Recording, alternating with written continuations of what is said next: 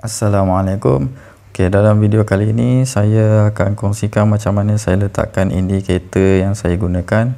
Ini masa peringkat awal kalau kita baru install MT4 ataupun MetaTrader MT4 MetaTrader 4, dia punya paparan macam ni. Jadi pertama saya akan tukar dia punya color dekat bahagian setting ni. Lepas tu cari color. Kemudian grid ni saya tak nak, saya akan ikut background warna putih. Lepas tu dia punya bar tu saya akan ubah bool ni dia naik, jadi saya akan bagi dia warna biru yang ini. Lepas tu base saya akan ambil yang warna merah yang ini. Sekejap, cuba tengok sikit. Lebih kurang macam ni. Tapi saya rasa warna dia agak keras, jadi saya tukar balik dia punya color tu, bagi lembutkan sikit. Ambil warna ni, bagi lembut sikit color yang ini. Tengok. Lebih kurang macam ni lah. Saya selesa lah tengok macam ni. Dia punya warna dia tak berapa striking sangat dan tak berapa gelap. Kemudian indikator yang saya akan gunakan, pertama saya tambahkan Bollinger Band. Bollinger Band ni ambil yang default je. Saya letakkan kat situ. Kemudian seterusnya saya akan tambahkan moving average. Untuk moving average ni saya akan ambil yang mula-mula ni, saya akan letak 50. Method kita ambil exponential. Ni garisan ni biasanya orang panggil dia EMA 50. Dia punya ketebalan dia boleh lah ni. Done. Cuba tengok. Saya rasa saya nak tebalkan dia lagi. Mana yang tadi? Ambil 4 pixel. Merah tu MA50. Seterusnya saya akan tambahkan dia punya ni pula, apa nama dia, moving average untuk 5, dan ni akan ambil linear weight, dan ni saya akan ambil high. Ni saya gunakan warna hitam. Line dia saya ambil 2 punya ketebalan je lah. Boleh nampak ada yang hitam ni. Itu dia punya tu, tapi saya rasa saya nak tebalkan lagi. Ambil 3.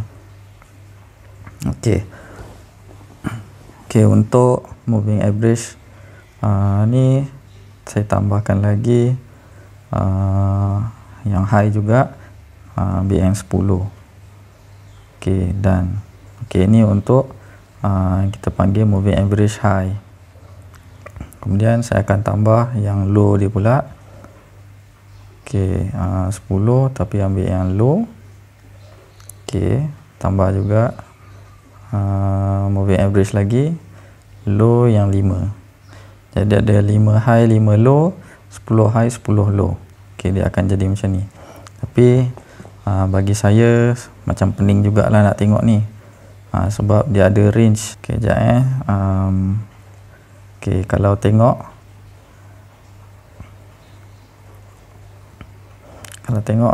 ini tadi MA50. Yang ni Bollinger Band. Yang bawah ni kita panggil dia low BB, yang ni mid BB, yang ni top. Yang atas ni kita panggil dia top BB. Ni top BB. Yang ni high, moving average high. Yang ini moving average low. Sini low, sini high. Cuma bila macam ni macam pening lah bagi saya, macam pening sikit nak tengok. Jadi apa saya buat, saya akan buatkan macam mana kita buat dia jadi macam range lah, dia macam satu kawasan. Sama juga ambil moving average, Okey, kita buat dulu untuk bahagian high. Okey, mungkin tak berapa perasan apa yang saya nak buat. Okey, saya ambil dulu dia punya size. Okey, tadi 5 dengan 10. Jadi kita buat 6. Okey, size pixel 1. Okey, saya teruskan. Saya tambah lagi moving average. 6 high, 7 high. Okey. Saya tambah lagi 8 high. Okey, tambah lagi. Oh, silap.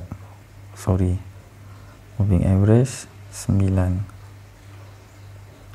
high. Okey, harian salah. Jadi buang ni parabolik SAR ni saya tak nak. Okey. Okey, kalau nampak inilah yang saya sebut tu. Jadi nampaklah ini kawasan moving average high. Okey, yang low ni saya tak buatkan lagi garisan tu, jadi kita akan buat. Okey, saya buat jap. Okey, tambah lagi moving average. Tadi 5, okey 6. Ambil yang low punya. Tambah. Okey, sama juga moving average 7 low. Okey, tambah lagi moving average 8 low. Okey, tambah lagi moving average 9 low. Okey, kat sini dah nampak kan, boleh nampak dia punya kawasan high dengan low.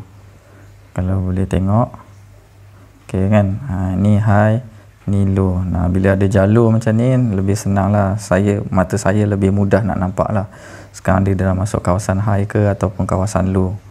Okey, kalau yang biasa dengan BBMA, penting ni kawasan high dengan kawasan low ni. Jadi saya buat jalur macam ni, jadi terus nampak dia punya kawasan dia. Okey, seterusnya kalau ikutkan BBMA ni dia dah komplit dah. Cumanya sebab untuk kalau BBMA dia satu lagi dia nak tengok yang garisan tengah ni. Tengah ni dia sebenarnya dia garisan tengah ni adalah mid BB lah, mid Bollinger Band.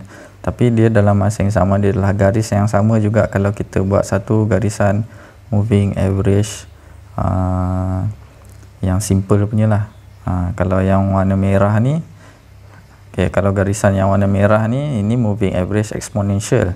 Kita panggil EMA lah, EMA. Saya suka yang mid BB tu warna lain sebab kita nak pakai, jadi akan bezakan top dengan bottom. Jadi macam mana saya tambahkan satu lagi moving average.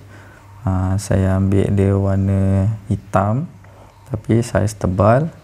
Yang ini set sebab BBMA tadi 20. Lepas tu simple. Nampak dia akan kenapa dia tak jadi? Sekejap saya check balik. Patutnya apply tu close. Nampak garisan mid BB ni dia dah jadi warna hitam macam ni. Tapi bila hitam macam ni macam tersama pula dengan yang high dengan low jadi saya tukarlah warna biru. Saya tukarkan warna biru. Yang bawah ni saya tukarkan warna biru. Saya tukar warna biru ni. Nampak? Boleh nampak beza lah. Lebih kurang macam ni lah sebenarnya untuk kalau buat BBMA. Tapi warna merah untuk EMA 50 ni saya rasa dia macam terang lah. Saya nak tukar dia, bagi dia gelap sikit.